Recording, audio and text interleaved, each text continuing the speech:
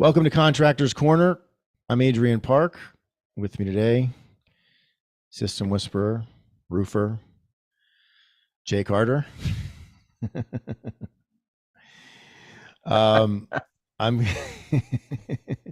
right. So we're gonna start today, Jay. We're gonna do. Oh wait, no, hold on. That's not what I wanted. Oh no, not this again. Don't you do it 2 weeks in a row.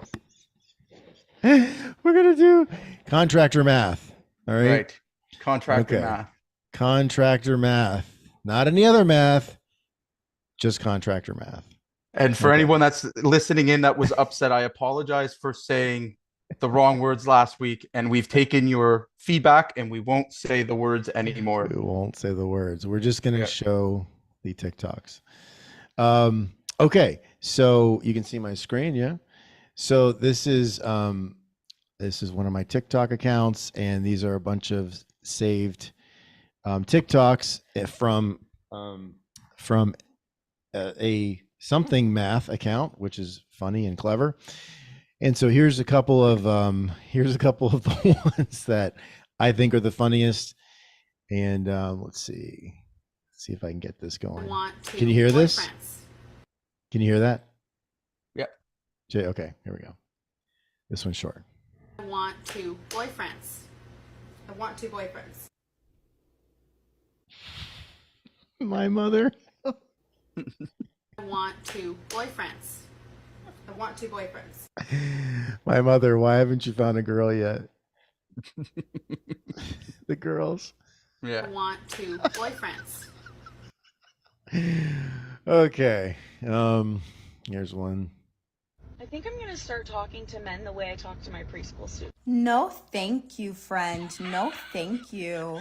You can either be nice to me or be single. Make a good choice. That's how we should talk to women about politics. You cannot have equal money and men have more. You cannot have... It does not work that way. I think I'm going to start talking. And for anybody watching, this guy isn't a misogynist. He takes the other side just as much as he's makes fun. This one's good. Seeing a trend of women dating down, which means, you know, a man who... So it looks like women are getting victimized again. Women are having to date down because there are no good men left. Let's talk about why. So usually, men make more than women, which is not fair. Let's not talk about why. We'll just assume it's oppression. So to combat this oppression, we need the government to make laws so that women can make an equal amount of money, which is fair. And once women are making an equal amount of money, now men who make less than them are fucking losers. Women are getting educated and they have standards, so they're not gonna date down. She needs a man who makes more money than her, which is not fair. Oh my god. The death loop. Oh, that's funny. Okay, a couple more. Stop falling for the I went through a 304 phase. There's no such thing. I love honest women. She's giving away the whole game. She says that if a girl went through a hoe phase, she's probably just a hoe, and I'm rating that mostly hoe. I use this diagram a lot. You can download it on my link tree right now. And the other day I pointed out there was a video of a girl who wanted to keep her boyfriend and her side guy loyal. And I pointed out that this is most likely a mental limitation and not an evil behavior. She just can't really conceive of the needs of others. And when you're an adult, it's very difficult to change and grow up these levels. So I evaluated her as not fixable. With behaviors like that, or like this, you can tell people what to change, but you can't make them want to. I'm going to tell you a little story. Okay. And then just two more here. What's good money? Pull up your account. My phone is dead. Okay. What is good? Until you can pull up your account, then... Well, give us an idea. Why does it have to be about me? Is a couple million enough? Is a couple million enough? Maybe. Yeah. Isn't that wild? There's more to that, but I don't want to get us in trouble. All right. And a couple Do the more that are contractor actually ones. for contractors. Yeah, here's one that's not really for contractors, but it's for contractors.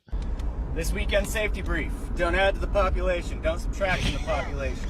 Don't end up in the hospital, newspaper, or jail. If you end up in jail, establish dominance quickly. Have a good weekend. Perfect. If you end up in jail, establish dominance quickly. Okay, and then this one, which has 11 million views, and you're going to see I like why. the Hilti maybe. one too. Which one is? Oh, this one right here. Yeah, that's No. a good one. But Yeah, that is actually a good one. Okay, yeah, here we this go. one's good. All right. All right. That's what happens when you teach a coworker how to drive a front end. Who's a big boy? Who's a great big boy? That's what happens when you teach a coworker how to drive a front end. Who's a big boy? Who's a great big boy? Oh my god. That's good. That's good. Okay, so whew. I'd love to see how you're going to tie this into closing sales. Okay, well, it's our segment's called Contractor Math, Jay. That's true. And That's so, true. oh, by the way, hold on. Before we get on to Contractor Math, you didn't even ask about my amazing shirt. Do I have to? I mean, it's great. Well, you like you just it's a full stop for me. Just like, again, if it was a little off, I might say something, but I was like, nope, totally appropriate. I love it. It's so, I mean, but it's more than just, it's not just a crazy Hawaiian shirt. I'm going to try to figure out how I can do this with this camera. So, which is my computer. So this is a Taylor Swift. Oh, all over with Taylor Swift's you just need some kitties in there. album covers. What? So here we go. So it's like there's Red, there's 1989. What are the other ones? For the sake of not offending anybody, I have no idea what those are. Are those her albums? These are yeah. Okay. Yeah, they're so these are like album covers and like I got it. Yeah. Like there's 1999, which she just re-released. I'm not pitching for Taylor Swift, not that she needs us to, but anyway, okay. So and the reason why I'm wearing this very cool Taylor Swift Hawaiian shirt, which is totally, by the way, I'm sure breaking like 1,000 trademarks and licenses because it didn't come from her website. Sorry. Is that some friends of mine, ours, are coming into town this weekend, and we're actually going to her Eras tour, not the show, but the movie. So so I got my Taylor Swift, and it literally just came today, and I was like, I wrote them and I was like, okay, this needs to be here by Friday or I will have to return it. So I'm very That's excited. a dedicated fan. I didn't know you were such I'm a fanboy. Well, so we're Swifties. Yeah. And, Okay. And for those that are watching that are also Swifties, Mm. you know the deal. So, okay. Back to contractor math. So, contractor math, like math we were just watching, is I've got a couple, maybe you have a couple yourself. Driving a $90,000 truck, which, let's just be honest, a lot of us do that. Driving a $90,000 truck, but not having an extra saw on site. Mhm. And when that saw inevitably breaks, sending a skilled man that makes $50 an hour to chase a replacement. Hmm?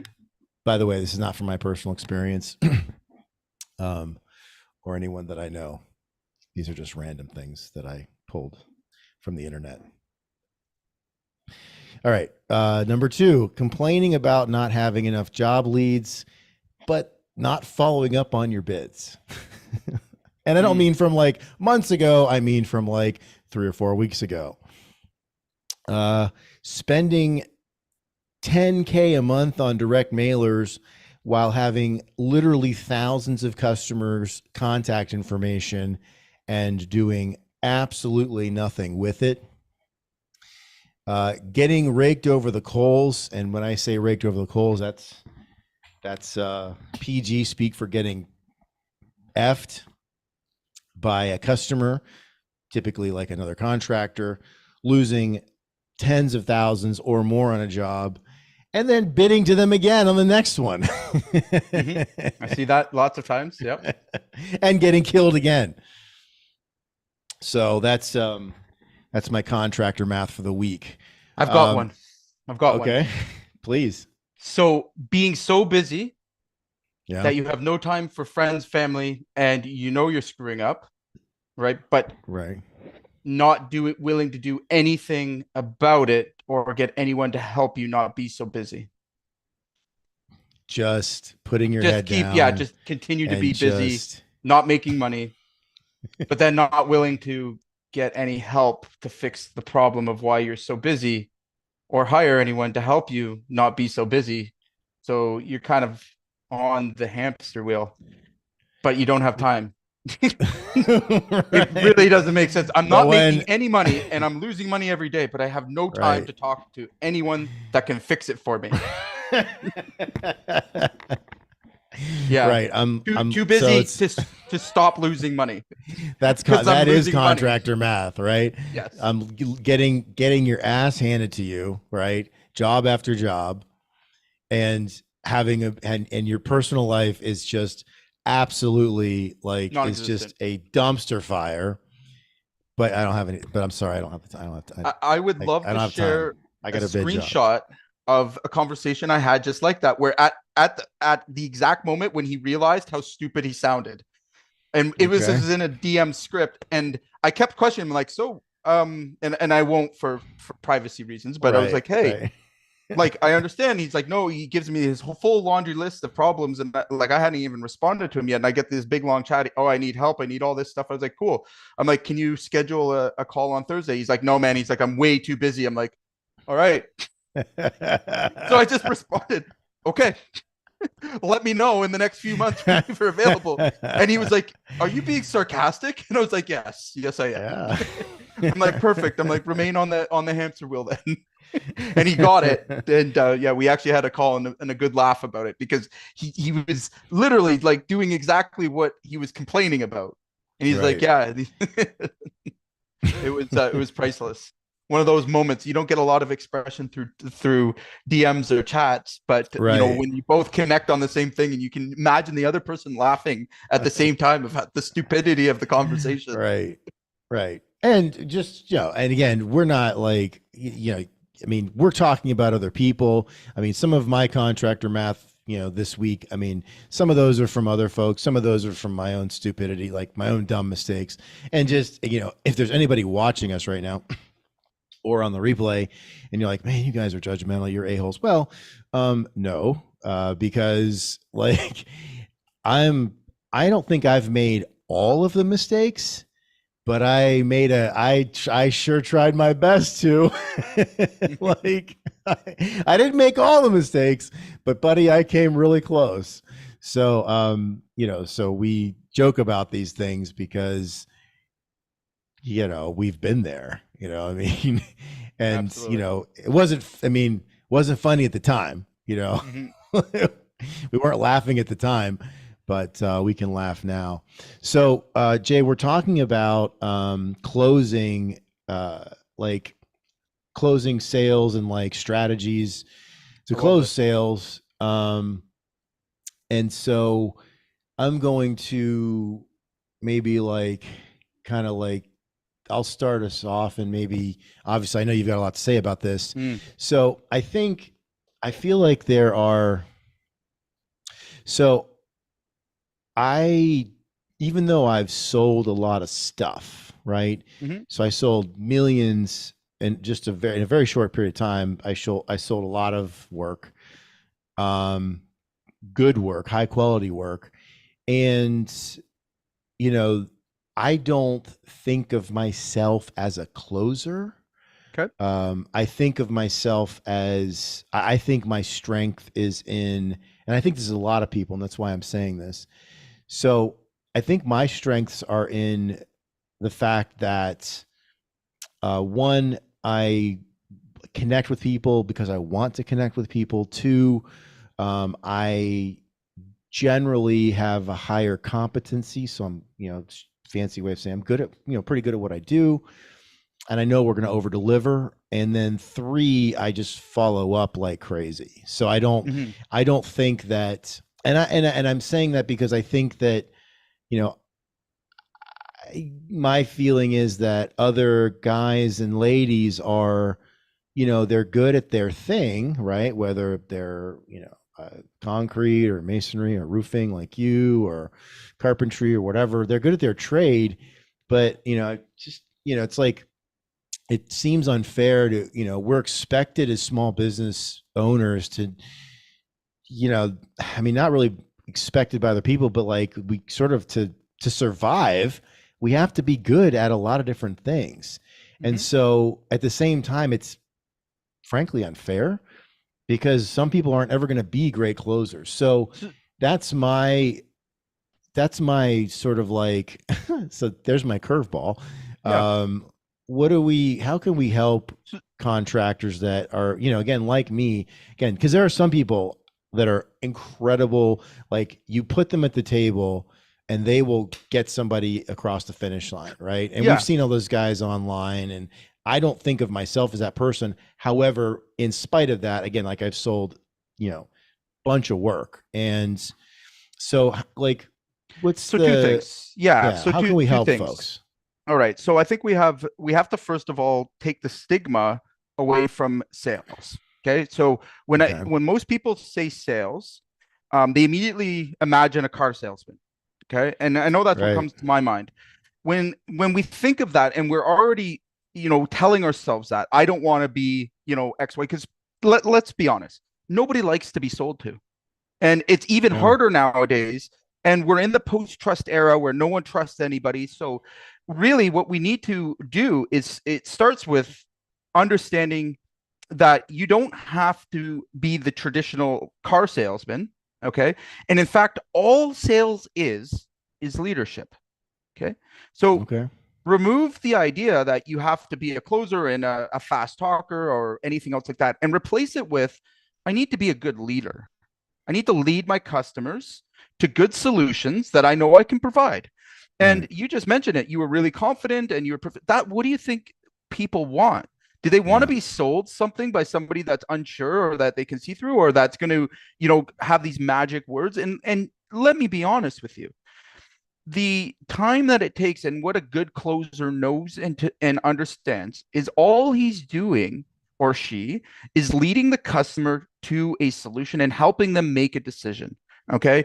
So if we think of it that way first, and we design a sales process around leadership versus, getting the sale, or, having, slick words, or making like crazy offers, all that stuff. If we just get down to the bare fundamentals, okay, it's much more easier to grasp.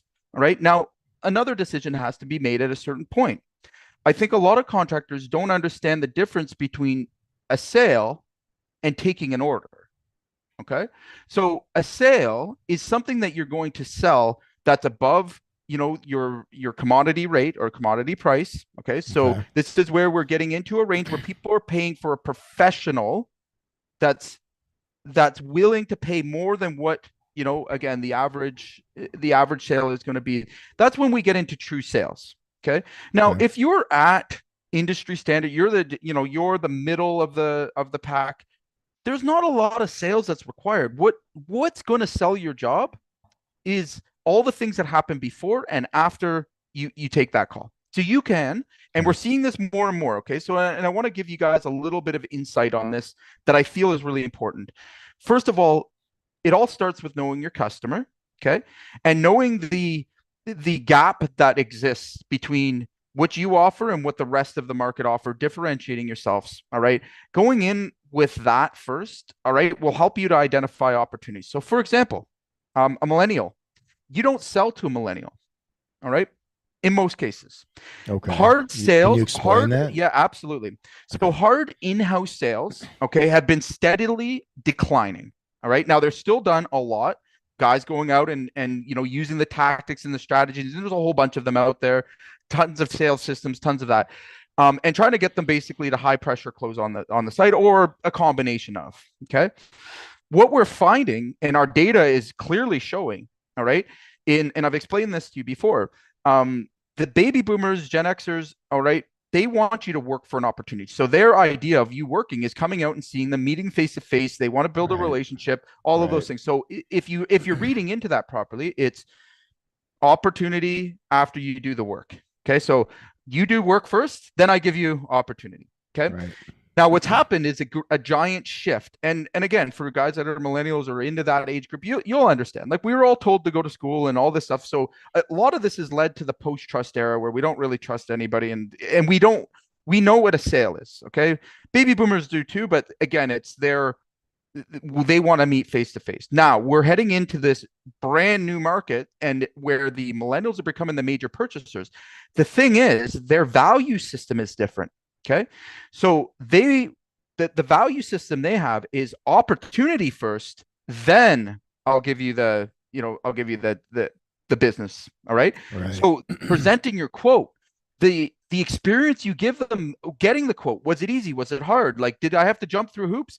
I just want the quote. I want validation. I want to get this thing done, and I'm really busy.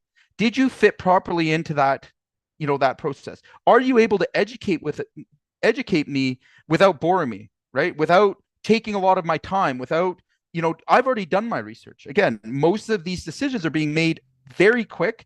They're being made through reviews and referral. If they're calling you, you're on a short list. Okay. I already know that. And ask them, hey, you know what? I can offer you two things here, right? If you're just looking for a price, XYZ, you vet them out, make sure that it's a good fit, but they're going to want their quote before they meet you on site. And that's just a matter of fact. Okay. That is the data points that we're seeing. Don't be resistant to that. You can run a very successful business, just order taking. All right.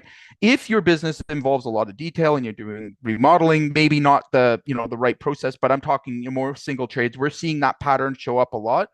And my point to that is, again, what's going to win the game for you there is more the sales process than the salesperson. Okay. So hear me out on this. Sales process, not salesperson.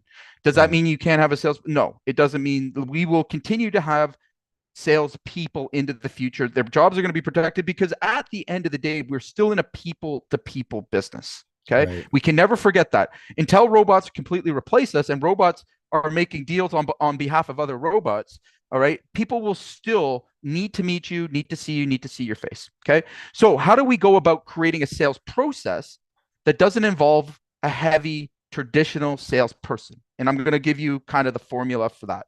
Number one, the personality of the business should be seen in social media platforms.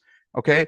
We should be educating. We should be sharing our values in the places where our customers are going to check those references. Okay. So Google, all these other places, you need to be like, it's really becoming, very obvious nowadays that you need to have somebody that's creating content for you that tells your story, educates your customer, all right, allows them to feel comfortable. Because think about it. If they've already done 4 to 6 hours of research on you, right, or on the thing they're looking to buy, and you have that available to them, it makes it so much easier for them to just say, yeah, let's go ahead with that. Now, assume again, no salesperson involved. Okay. Now, where I'm going to really, turn the heat up on this one is that's not just going to be enough. We're going to also have to continue that message through the contact points that we have with that client. Okay. So where does the contact or touch point start? At the first hello. How were they greeted? Who called them back? How quickly did we contact them back? Were they able to immediately get what they were asking for? Did it take some time to vet that out? Did we provide them with a detailed quote? All of these things start to come up? And it's really important to think about, because we know the future of sales is going to involve a lot more process, right? Technology and everything else that's involved, and speed and convenience. Okay.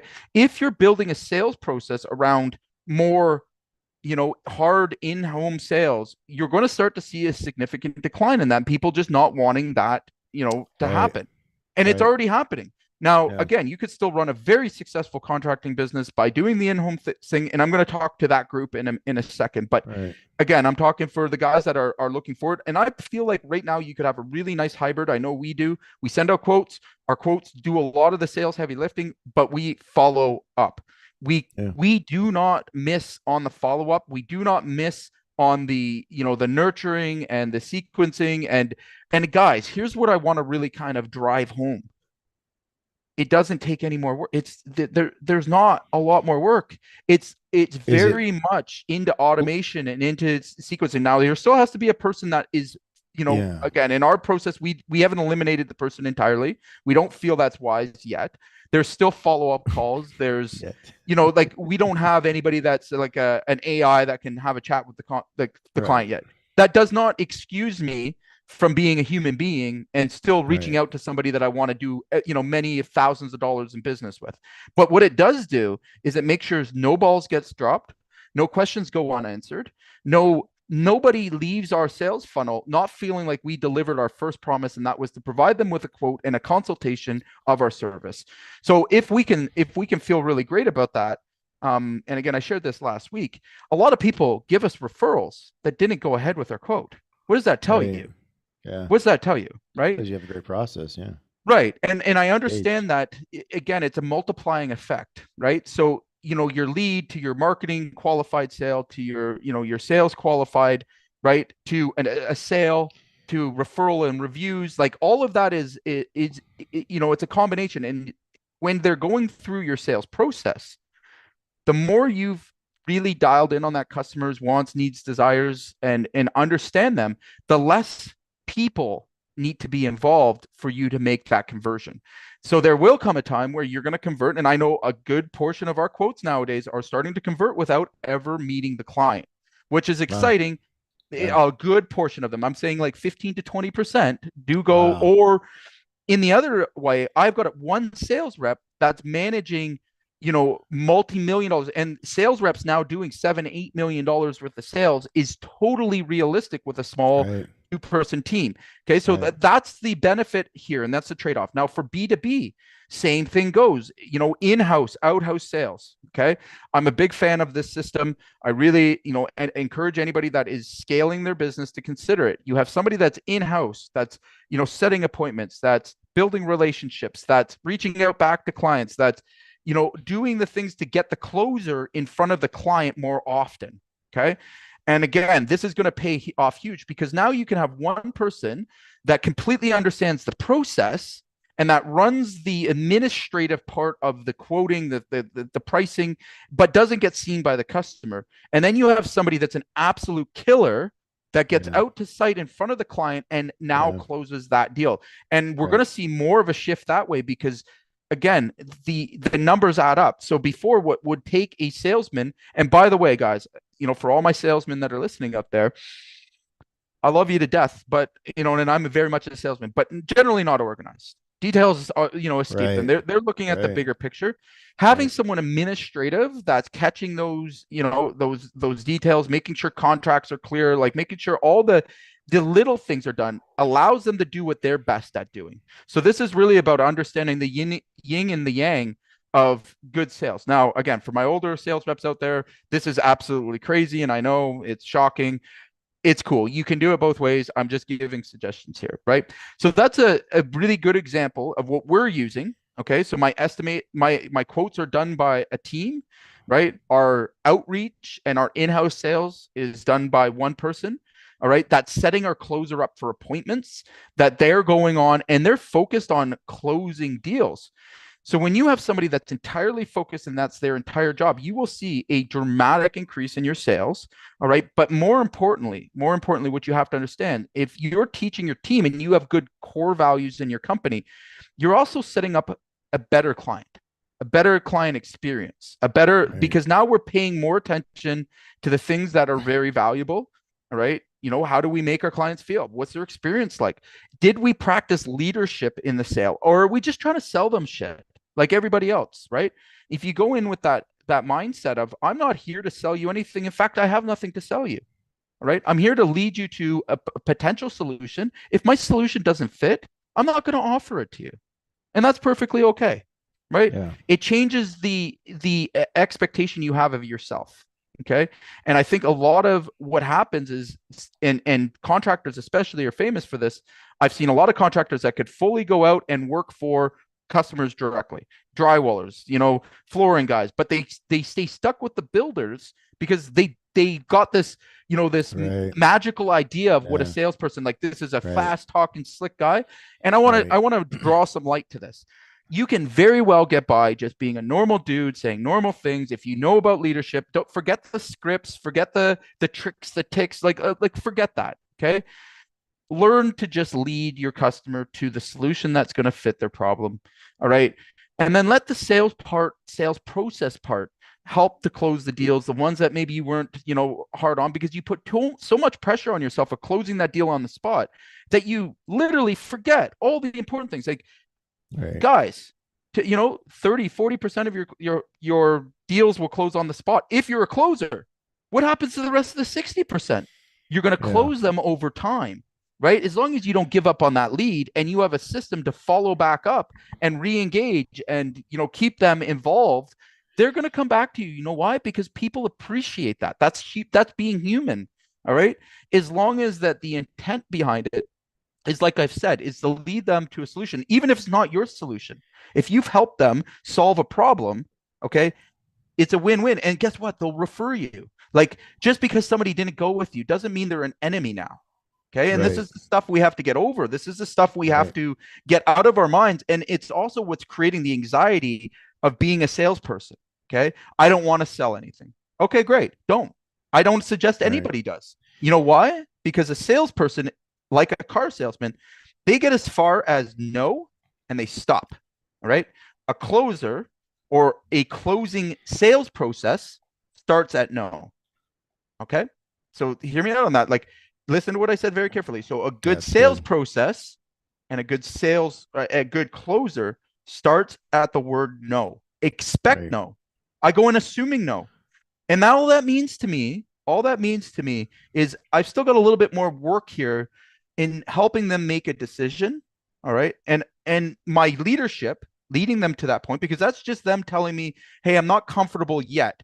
Can you explain a little bit more? Yes, absolutely. That's what I'm here for. So it makes it very easy to remove that anxiety of selling. All right. Because when you think about the sale and closing them and collecting money and stuff like that, you got to remember that that's a below the line objective. Okay.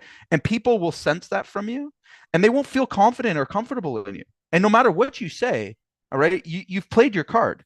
If you go in with the mindset of, hey, you know what? I'm not a salesperson. I don't know how to sell. Perfect. Right. Excellent. But I'm a great leader. I lead my teams. I lead my company. I believe in the product. I believe in my service. I know I'm going to deliver a great deal, like a great, service to my client. I'm really confident that my company can deliver what I promised. Right. And be clear about that promise. Be clear with your customer. Hey, I don't do this, but I do this perfectly. Like, own it. And you will see that you don't need any closing tactics, strategies, and then just simply follow up. And it could be, and we were laughing about this, I think you and I, but the most efficient follow-up email when I've let customers fallen out of touch, or the ones that have got away, the ones at a year, simple 9-word email. Right. I cannot find anything else that has worked as good or better. And in my clients' cases too, we had a live, I think it was yesterday, right? That person responded. Of course they did. Right. Of course they did. One person, I'm like, hey, you know what? I'm going to prove how I will extract and get people back on your side. And again, now we're having conversations and it's like, wow, those opportunities were right there for you to do it. But you're so focused on finding new ones, shiny objects, that you forget about all the people that have already spent time and made effort with you. Well, I think too, Jay, it's, we feel like we put these labels on things, that person's a closer, that person's a salesperson. And those are, accurate to a point. But I think so. I'm thinking of a couple people that I know that are literally at job sites right down the street. And like one guy in particular that I did a lot of work with, he's said I can't sell. I'm not a salesperson. Okay. But I've watched this same person do a punch out, punchless walk around and literally sell every completion that wasn't necessarily a completion, right?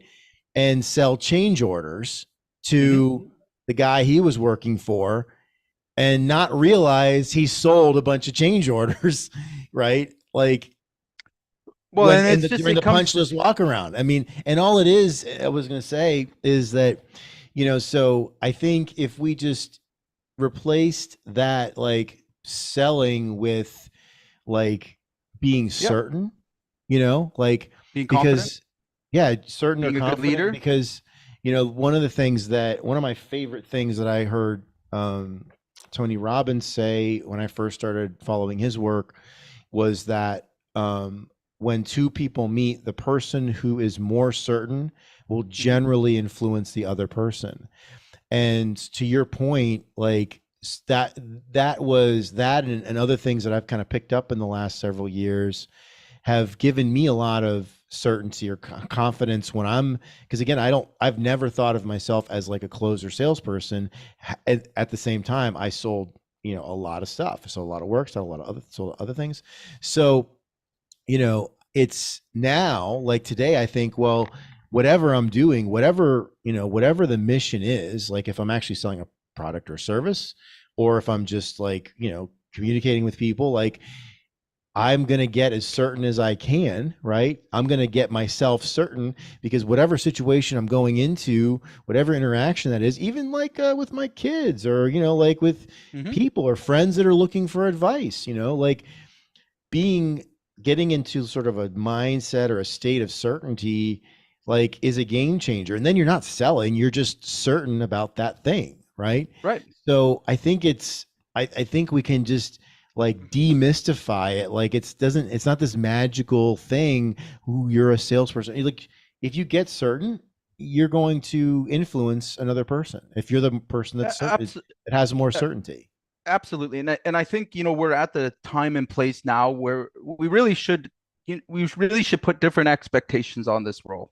Okay. Because I see too many contractors cutting themselves short and really putting their own roadblock in, because they have a false idea of what sales is. Okay. Right. They have a false idea of what a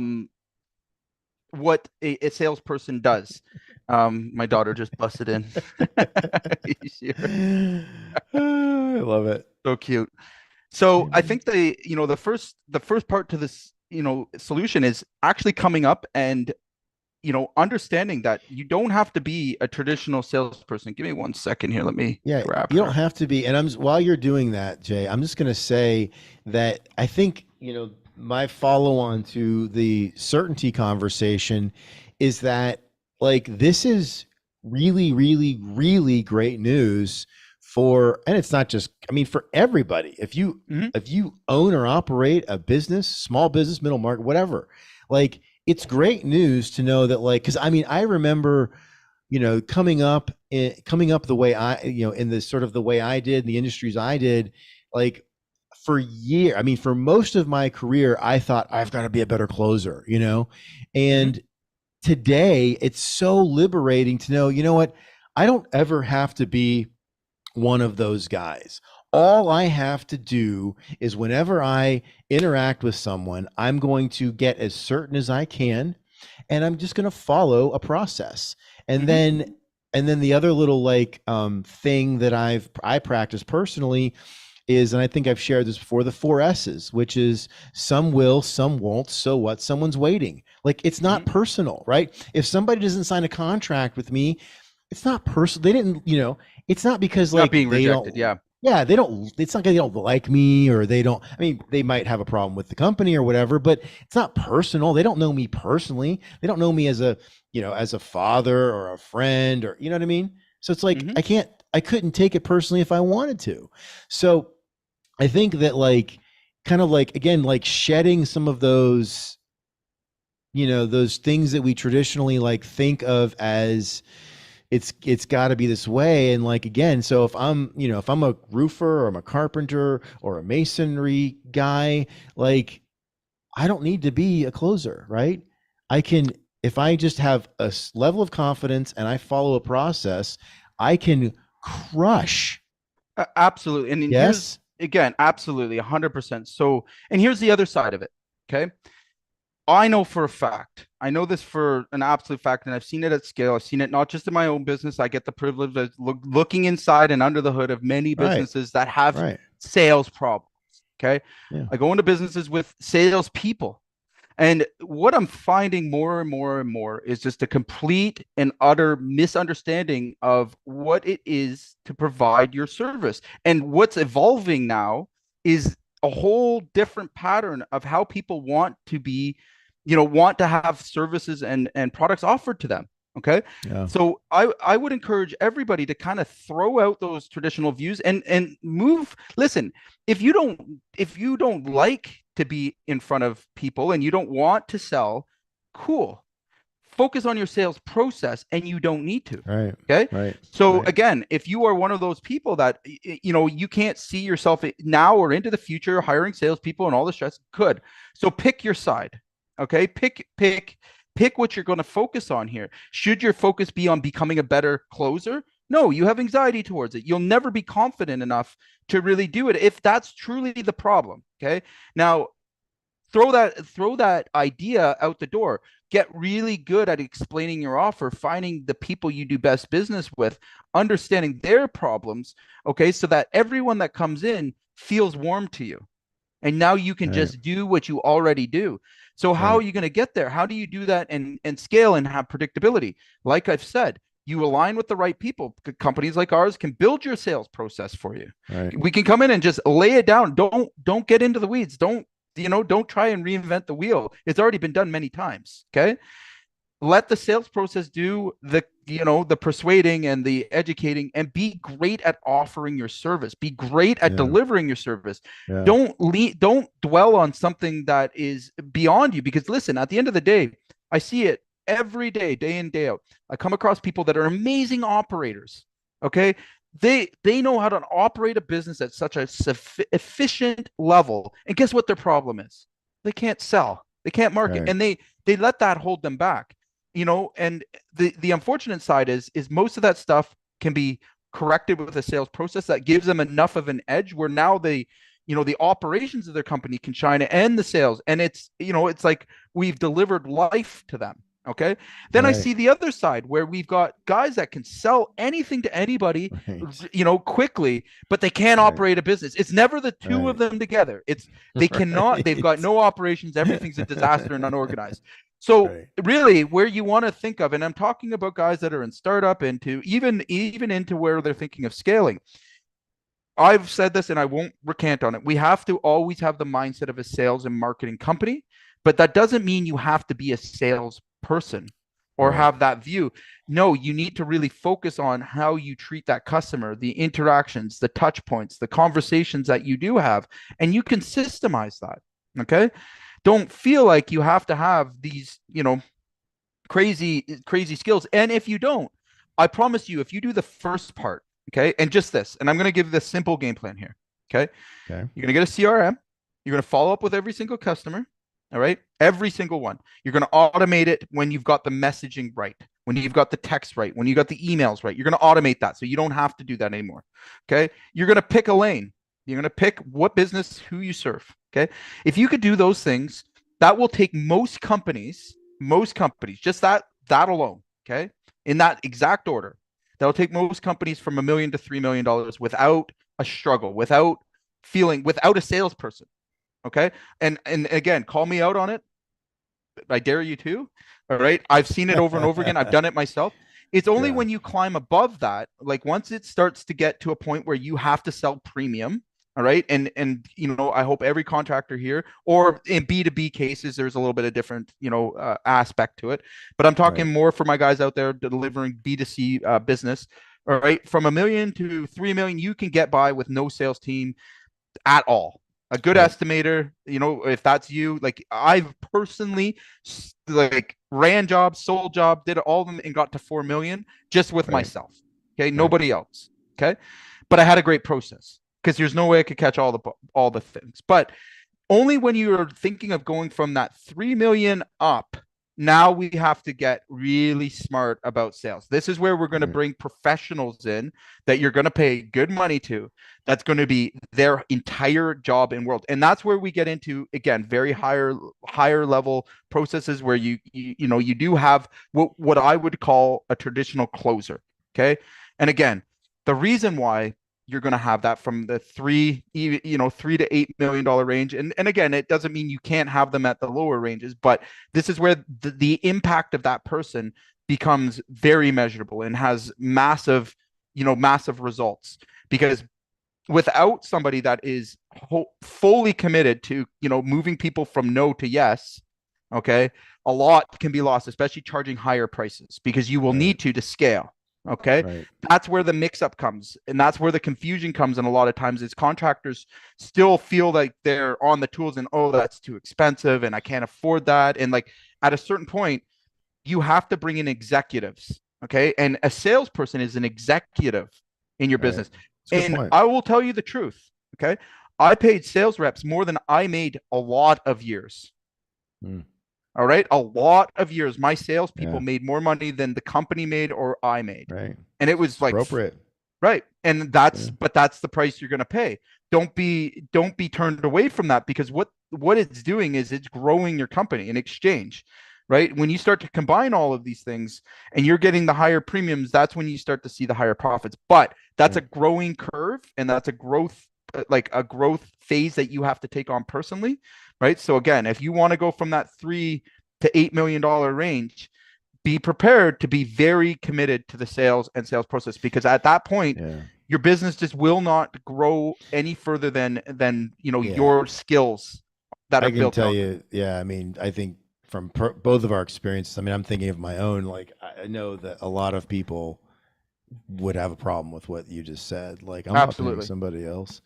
Absolutely. And again, let's go and look at the people that are the position you're in. I'm going to tell you, if you are saying those words still, you're struggling 1 to 3 million. Okay. Right. Anybody that's been above that line is going to be like, hell yeah. And they'll know, because it's an absolute fact.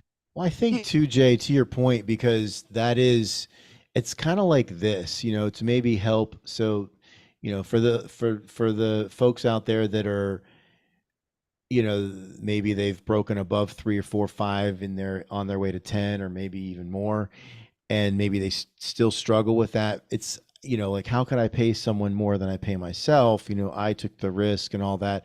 And, I took the risk, because, when you start a company, as like, there's so much, it takes so much lifeblood and so much energy and so much cash, and there's so much sacrifice, so I think that's where guys, and ladies get kind of tripped up, because like, well, I took all the risk.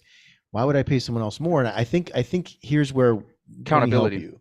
Well, I'm going to go a different direction. So it's kind of like this, like, if you have like a little quad or like a little dirt bike out in the garage, and you run that around, on a weekend, maintenance is very simple, right? You need to keep some oil in the garage, and maybe, a couple different kinds of fluids, and keep it fueled up. And just, if you run it every month or month and a half, that thing's going to go forever, right?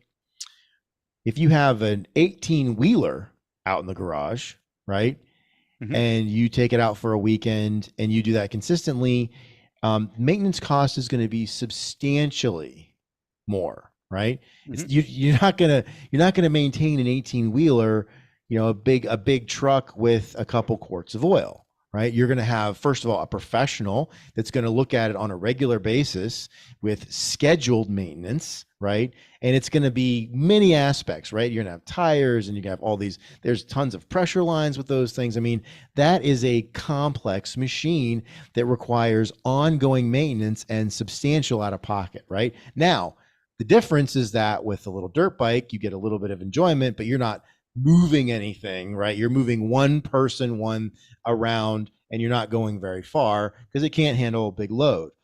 With an 18-wheeler, you can literally move millions of dollars worth of goods and, you know, merchandise and move them very long distances. So the utility of a dirt bike versus an 18-wheeler is, it's not even comparable. Well, I think it's the same thing for, like, if you've got someone like that on your team, or you want someone like that on your team, you got to think like, this is an 18-wheeler, not a dirt bike. And it's output, right? So again, I think where guys get really screwed up is, first of all, they doubt themselves and doubt their process. The first thing to fail when trying to go from that 3 million to 8 million is you're going to be your systems. Okay, everybody that's done it or is doing it has gone through that phase in business, right? It's a crisis. You have a crisis where everything, and again, it's predictable. You have to go through it. No one is immune from it.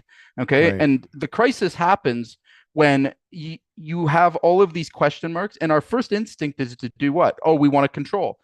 You know, you're wearing all these hats, you're doing all these things. The sales hat is the first hat. If you're not a salesperson, if you don't identify yourself as a closer at that point, that you aren't consistently closing deals, you know, negotiating big deals, you know, closing, if you're not strong there, or you feel like it could be better, or you don't enjoy it, okay, that's your indicator. Because somebody who does, and somebody who's very skilled at it, is going to get you better.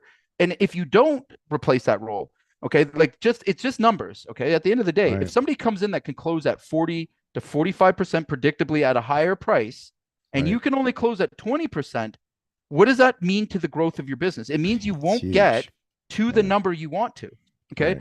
The other part of this is true accountability only comes to people you're going to pay. Like if you want to pay peanuts, you're going to get monkeys. All right. So the ability to really understand that principle is like, who are you going to get that's going to be responsible, and that you can hold them 100% accountable, that's going to own this process. All right. And that, again, if they don't perform, you can, you know, there's no harm, no foul. Like, you're moving on to someone else. Like it's one of those roles where, again, if I went back and I wanted to shave off 5 years of pain and torture and torment, I would have immediately hired out for it, because, hey, I'm very good at sales. I'm very good at closing, but it's not my passion. It's not what I enjoy doing. I'm an operator. I like operating businesses. I like fixing things. I like solving problems. My honest, you know, the honest thing, although I've learned through pain and suffering of not being able to do that, and, you know, pure grit of learning the skill. All right. I would not identify, nor will I, you know, do I appreciate doing sales in my own business. Okay. Doesn't mean I can't. Doesn't mean I don't understand the process. Doesn't mean none of that. It means that, you know, if I had gone back in time, the first thing I would have done and got off my plate was sales. What ends up happening is owners do the opposite. They try to hang on to all of these things. They hit that million, you know, million above range. And the thing that they're hanging on to is probably the thing that they're the weakest at. And even though they're closing deals, the problem, and I hear it every day, and everyone, like, let's pull the scab off here. Okay. They can't get the prices they want. You see, the problem there is that you have to become a real closer when you're asking someone to pay double to what the next guy brought in. How do you explain that? How do you deal with the objection of that? You don't. So what do? They lower their price and they order take. That's not sales. That's not selling. That's not leading. That's nothing. Okay. That's actually putting yourself back in the Stone Age and keeping yourself stuck on the hamster wheel. When you want to make that move, now you can get away with that. Again, like I'm saying, guys, you can get away with that up to about 3 million if you're doing a B2C. You know, B2B, like, that's a totally different animal. But when you want to get serious about your business, okay, you're going to have to get serious about the price you charge. And I guarantee you're going to find you're going to be price shocked by how much you need to charge. Right. How do you deal with somebody now? And is now all of a sudden, do you think you're that good? You're going to find out right away that, hey, you know what? This is a skill. This is a trade on its own. And if you want top performance, you can't afford not to hire a closer. You can't afford not to. Yeah. Right. I think the thing too, Jay, is that, like, you know, one of the things that I would say have learned, and probably am still learning, is, you know, because, like, for people like us that are, you know, high competency, you know, producers, high, you know, get results, it's hard to in my experience, and maybe I'm speak for myself here. You go through this, you go through this thing where you're like, how am I going to find someone who's going to do it like me? The answer is you will not. They're not going to do it like you, They're going and to do that's better than you. okay. Well, I was going to say, here's what I was going to say. So I had this experience of, I thought, no one's going to do it better than me. And then I resigned myself to, okay, they're not going to do it better than me, but if they do it like half as good or 2/3 as good, I'm okay with that. Mm-hmm. And then what I found was that they did it better than me. Well, and it's just and I logic. was like, okay. Again, we're really so I'm the a-hole. Yeah. Like, we're really speaking like a lot of ego and attachments. And again, here's, this might come off and sound weird to certain people. Okay. And these are usually, again, I'm going to say we're all in different phases of our business. Okay. I've had the privilege of being all the way through most of the phases, almost, approaching the sell phase of my business. And here's one thing that I've really embodied and understood. I mean, at the end of the day, the more attachment you have to your business, the less likely it's ever going to be a business. Yeah, okay. The emotional attachments you have, and a lot of what's holding you back is those attachments. Okay.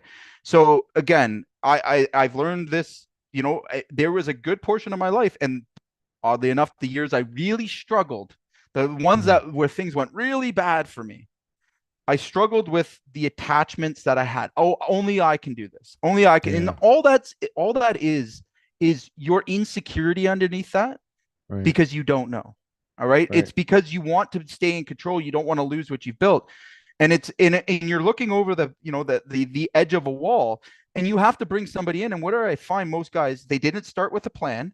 They didn't talk to somebody who's already done what they've wanted to do. They didn't have any structure. They brought somebody in and set them up for failure by micromanaging them. All right. And they never set the expectations of what needs to happen.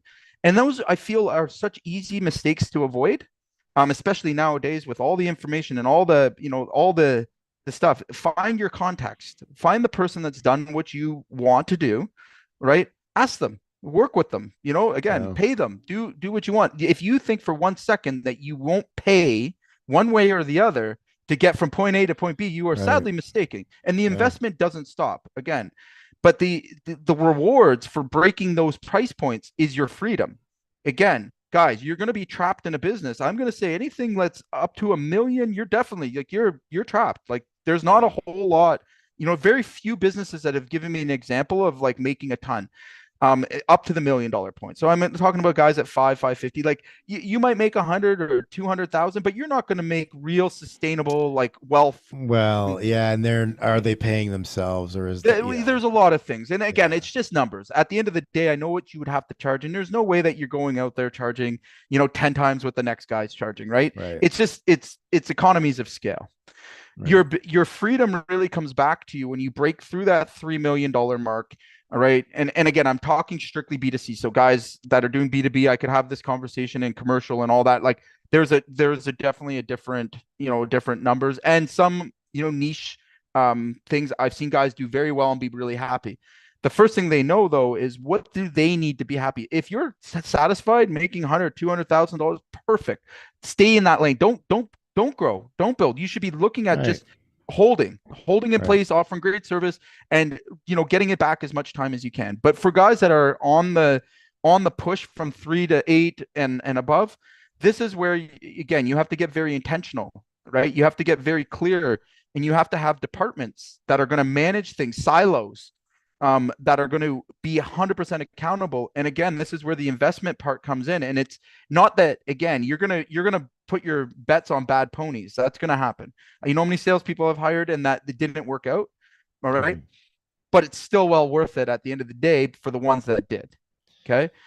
And the reason why is because all that time back, all of that, again, when you have a good sales team, all right, and you have like all of, you could be the best trades guy out there in the world. If you don't have any customers, what are you? Doesn't matter. Yeah. Doesn't matter. Right. So you got to look at it that way. And again, if you are looking for that legacy, that you want to leave with a business that's, that 3 to 8 and really established, again, start focusing on sales process and sales teams. That's what you're going to need to make that jump. That's what you're going to need to make that big move. And for guys that are there that are struggling, again, you're going to come back to those processes first. We are seeing like what worked 2 years ago doesn't work anymore. Okay. You need to be getting, insight and development of that team. If the only place like I could get by with my operations, my operations is damn near the same as it's been for the last 10 years. Okay. We do job costing the same. We do all of the critical functions relatively the same with a couple of upgrades. But, when it comes to sales process, that's where we spend a lot of time, making sure we're not missing opportunities, making sure that we're improving, making sure that, with new strategies and new tactics, that's where a lot of the development stuff comes from. Right. Again, we'll give you a good example. Sumo Quote coming out a couple of years ago, like, bringing that into our business was a big change, but gave us such an advantage, right? We gained from that. We are geeks for CRMs. As you know, that's what Contractor AI offers as a part of our accelerator program, is that we build these sales processes for you guys. We just put them in place so that you can start off right off the bat with them in the business. And again, these things grow with you, right? They develop. We're seeing a whole bunch of new technology that's coming in that's, helping both marketing and sales. And this is where I'm going to say in the next 2 to 5 years, we're going to see the biggest advantages come from, right? The guys that can market and sell, all right, as well as unfortunately manage a business, okay, are going to be the ones that really dominate the markets, and we're already seeing it. We're already,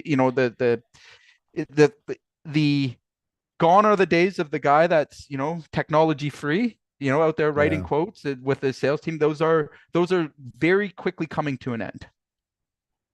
When you said that, Jay, or you reminded me that one of the things that you coached me on was, and that I took from you was, in the last 2 years running the masonry business, I got away from just doing quotes and built a template that where and I would tell, like, because granted, I was also doing me personally, like my average job size was like 280,000, so I was running larger work, but so it was mostly commercial, but I stopped doing just quotes and started building projects.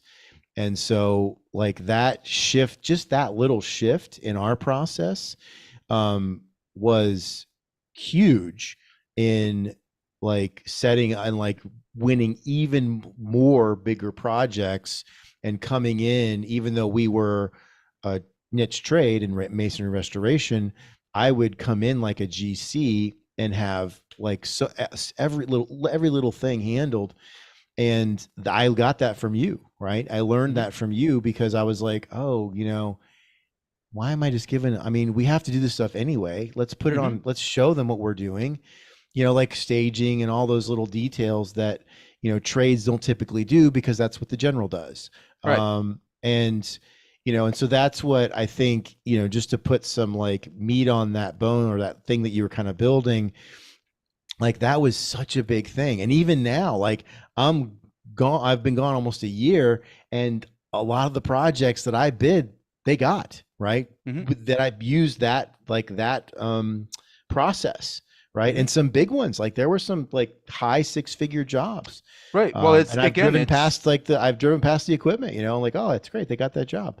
So, I mean, so I think, so I was going to say, so it's like, so people don't get an overwhelm.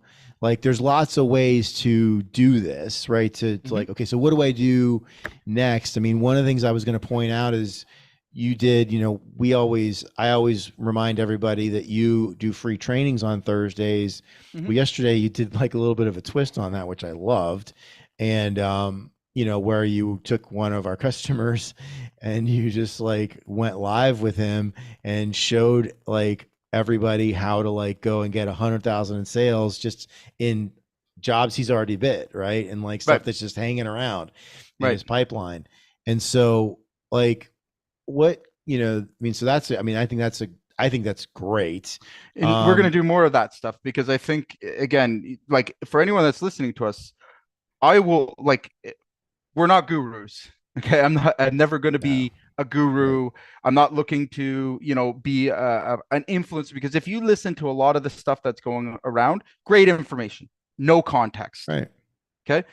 I think here at Contractor AI, it's more important to me to actually show you the real context behind what we're saying, and walking the walk. Like, listen, like I said, how often do you hear, Adrian, like great information, but being suggested to a company that's nowhere near requiring that information, it's just as damaging. Like, like I'm trying to be as clear as I can. There's a big difference between what a $1 to $3 million company needs to do and what a company 3 to 8 needs to do.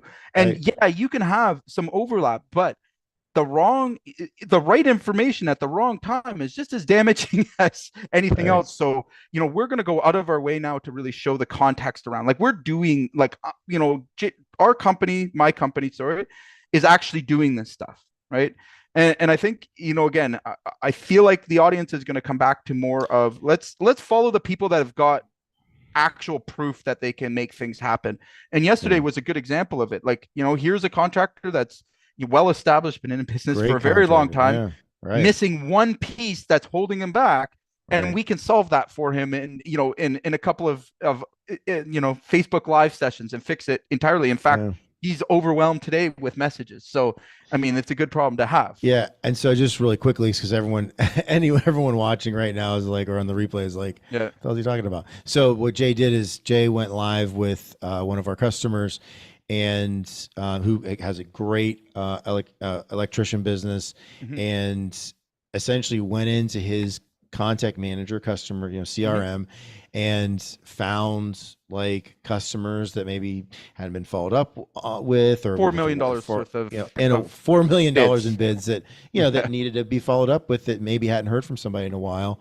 And like just essentially put together very simple emails and sent those out, and did it like live, like, which is, credit to you, Jay. That takes a lot of balls to like get on live and be like, I'm going to get you $100,000 in new sales. So, but I mean, I love that, because that's where we all live. I mean,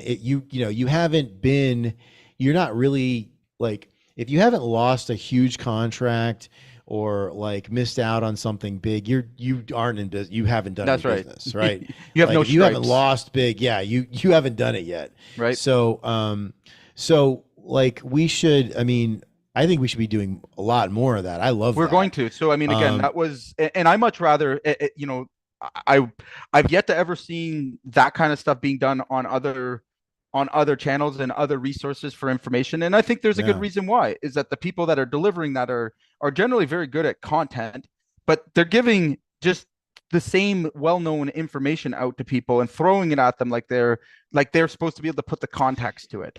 And that's the problem, is like, here's the steps, here's what you have to do, here's the result. And it allows people to get over that edge, over that point of they've never done it before.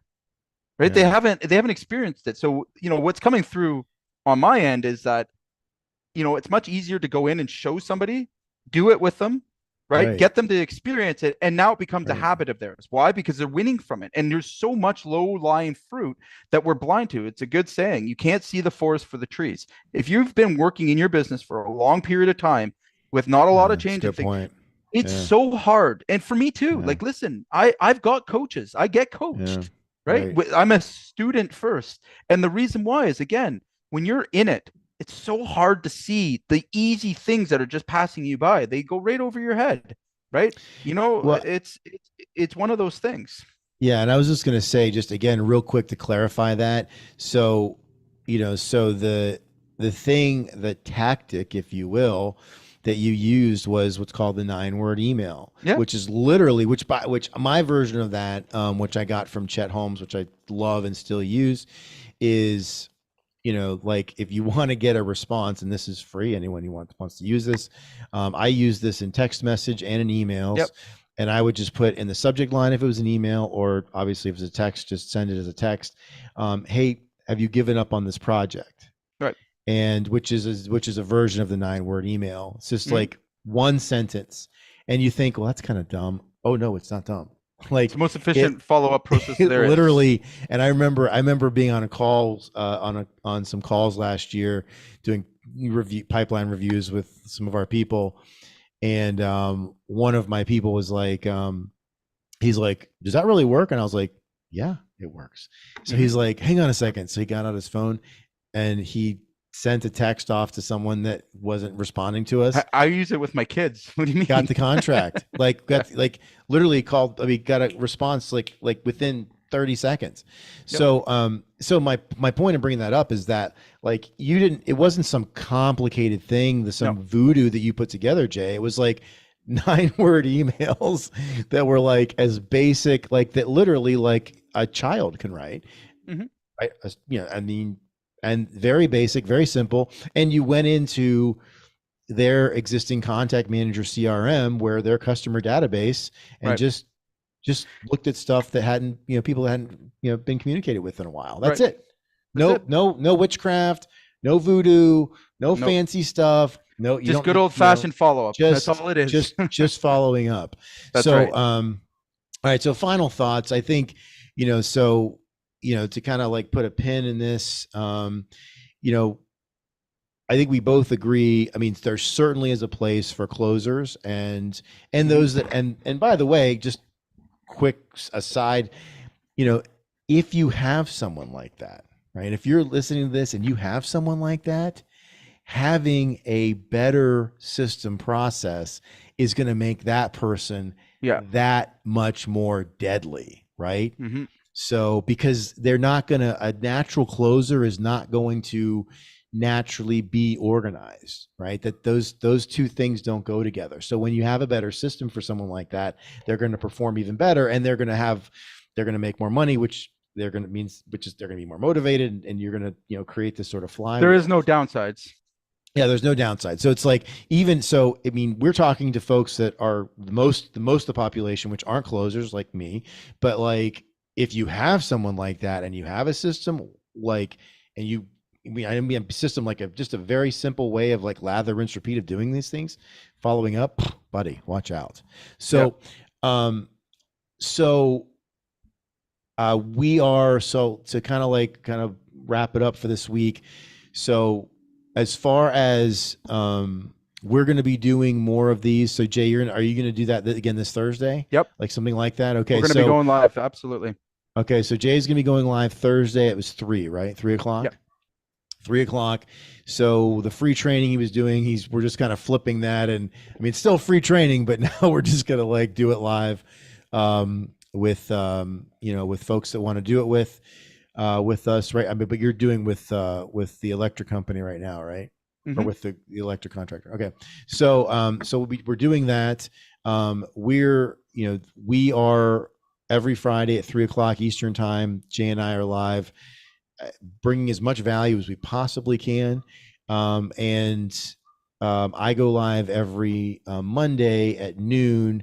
And now it's not just in our private community, but I'm also out on I'm out on our different channels and stuff like that. So you can check that out. And I was just going to say, Jay, so I know we're working toward, I know we're putting something together to, because we've had a lot of people ask about, like a lot of different things. Some people need operational stuff. Some people need help with how are they pricing their jobs and tracking profitability, and others are like hiring, others are like marketing. So I know we're putting some things together to kind of wrap that up and have a we have an offer for this. Our accelerator. So so anybody out there that wants to take their business to the next level of wherever you're at, this is as simple as I can make it. We're going to build you a custom game plan. We're going to give you the systems that go with that game plan. All right. We're very good at doing it for wherever you are in your business. We're going to give you a custom 90-day plan. All right. And we're going to help you implement that plan over 90 days. And this is what we call our Contractor AI Accelerator program. All right. It's systems based, it's consultant based. So again, we're not going to teach you theoretical, principles of being a contractor. This is a, 90-day It's like intense, execution. grow your You're business. getting into it. Yeah. Again, a lot of it is just systemizing aspects of your business, whether it's production, whether it's sales, whether it's marketing, getting a process in place that you can then depend on to make the step to the next level in your business. So again, anyone interested in that, just give us a shout. We'd love to walk you through it, how it works. We've had a number of really successful case studies from it that is exciting to share. And again, it's, we've really designed this to deliver real results, right? Without the stress of, trying to figure it out on your own or be giving the wrong information or context to make those changes in your business. So we're really excited about that. Yeah, I think it's something we need to definitely be talking about a lot more. Sure. And again, so it's, along the lines of, again, just think about like how many people are just like, how many jobs we've bid, how many estimates are sitting out there. The job may not even be, may not have even been, they may not have signed a contract. Right. So there's stuff like just hanging around. So, so we're going to talk more about that. So again, I would encourage everyone to check Jay's free training, which is now a live stream out on Thursdays at 3:00. Because again, I actually, I watched the whole thing yesterday. I got a notification. I was driving to and from somewhere. I put that thing on, had my buds in, and I listened to / watched the whole thing. I loved it. And I'm, I'm on the inside here and I loved it. It was great. I was like, this is awesome, man. I just, because you don't talk about every little thing. So I didn't, I was like, oh, we're doing that. That's great. So, and I texted you after. I was like, dude, this is awesome. I loved it. Like, because it's like, it's a contractor, like, just like you, just like me, that, has what every contractor challenges everyone has, right? I was guilty of that. There's stuff I didn't follow up on that I should have, in contracts that went to somebody else. So anyway, so we're going to be doing more of that. I love it. And bringing, we've got some really cool solutions. So if you want to talk about that and how you can find $100,000, and you're, laying around your business, we can have that conversation. So everybody, thanks for being with us. And we'll see you again next week.